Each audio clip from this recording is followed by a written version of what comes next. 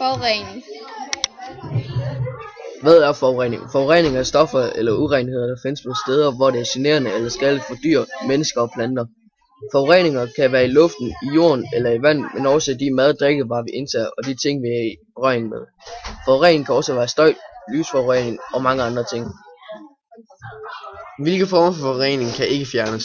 Mange former for forurening kan ikke fjernes helt, men det kan blive kraftigt reduceret, ligesom i 70'erne med bilfri søndag. Men f.eks. lydforurening kan ikke fjernes, da man kan blive syg af det. Partikelforurening kan ikke fjernes. F.eks. i København er der 33 milliarder partikler per kubikmeter. Men man kan dog reducere det ved at sætte partikelfiltre i udstødningsrørene i bilerne. Også i grundvandet er der forurening. Landmændene spreder gødning ud på markerne. I det gødning er der nitrat. Det flyder ned i grundvandet, og det kan være farligt, fordi det vil blive dernede i 5-50 år. Og det drikker vi, og det er farligt. Man kan fjerne kuldioxid ved f.eks. at købe miljøvenlige biler som elbiler, og det mange prøver lige nu, det er også at få en bil til at køre længere på en liter benzin. Det sparer mange danskere også penge ved, fordi at benzin er ret dyrt. Vi kan også lade være med at købe så meget olie og kul, fordi at det er også ret dyrt, og det forurener helt vildt, og det mindsker også, at vi får mere drivhus.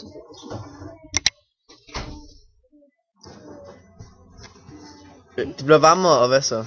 Global opvarmning er et stort problem, da det ødelægger samfundet.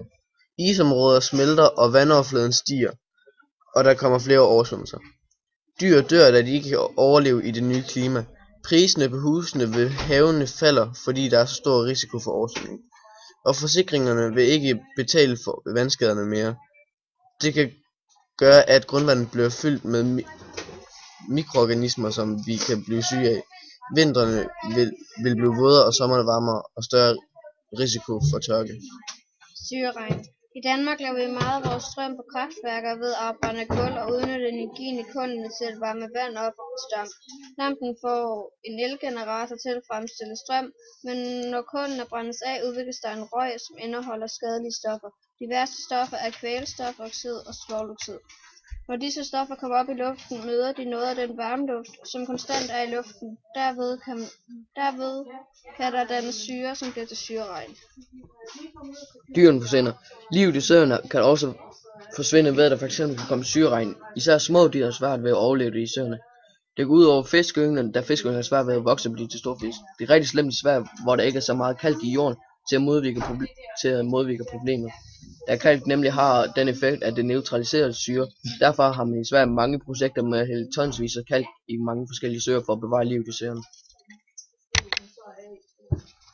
Vi bliver syge. Der er mange partikler i luften, som kommer fra forskellige forurening. Det kan fx komme fra os og biler og sådan noget. Disse partikler gør os meget syge, og nogle dør endda af det. Især folk med astma og bronkitis rammes meget af det, og det sætter sig i deres lunger og forværrer deres situation. Partiklerne kan også forøge risikoen for lungekræft, så det går faktisk ud over os selv, at vi forurener så meget, som vi gør. Hvis man reducerer partikelforurening med 30%, viser undersøgelser, at der hvert år dør 500 færre for hver million, der bor i en stor by. Danmark er allerede ved at gøre noget ved den her partikelforurening, og det går den rigtige vej. Vi har fx fået udstødningsrør forsynet med partikelfilmer eller filtre, og i fremtiden har vi måske endda også brintbiler. Forurening af nitrat. Den nitrat, der er i gødning, søger let videre med vandet ned i jorden. Nitraten kan enten forsvinde ud i søer eller åer og ned i grundvandet. Den største risiko for at få forurening af grundvandet med nitrat findes i områder, hvor jorden er let og sandet. Her siver regnvandet meget hurtigt ned igennem jordlagene, og den nitrat, som er opløst i regnvandet, kan ikke nå at blive opsuget af planternes rødder. Der er stor forskel på nitratindholdet i grundvandet i forskellige dele af landet. Der er mest nitrat i grundvandet i Nord- og i Vestjylland.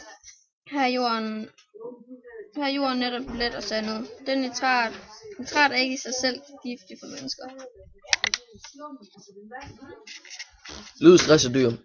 Det kan fx ske ved, at der er nogen, der tager til festival ude i skoven, og de hører musik natten lang. Men det man ikke tænker på, er de andre levende væsener inde i skoven. Det kunne blandt andet være en hjort, som er meget skadet af lydforurening. Rent faktisk, hvis en hjort bliver forstyrret, så er de forstyrret i 45 minutter. Hjortene kan slet ikke koncentrere sig om dens omgivelser eller det, den er i gang med. Så hvis en hjort bliver forstyrret cirka en gang i timen, så er det ikke lang tid, de har til at finde føde eller sove. Dyrene går selvfølgelig flytter sig, men det er blevet sværere og sværere på grund af, at vi mennesker er næsten overalt. Den støj, vi mennesker laver, ødelægger både vores og dyrenes hørelse. Der er blevet lavet mange undersøgelser, blandt andet på de efterhånden mange hvaler og pelsbåde, som er inde på stranden rundt omkring i USA, og størstedelen af dem har næsten mistet hørelsen, blandt andet på grund af lydforurening. Hvaler i fare. Under vand kan man høre bedre end over vand. Det skyldes, at lyde bevæger sig 4 gange så hurtigt under vand. Man kan fx høre en motorbåd meget tydeligt under vand, men så kan man bare stikke hovedet over vand, og så kan man ikke høre den mere. Men hvaler kan ikke gøre det, så man frygter, at det kan distrahere deres navigation, så de kommer ud af veje og strander på lavt vand. Vores egen mening på forurening. Vi kan ikke lide forurening, og vi synes, at vi skal gøre det bedre, så der ikke er så meget forurening.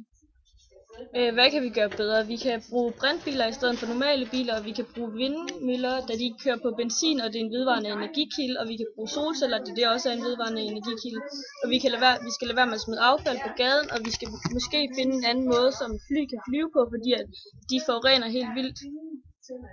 Så vi kan flyve med brint i stedet for.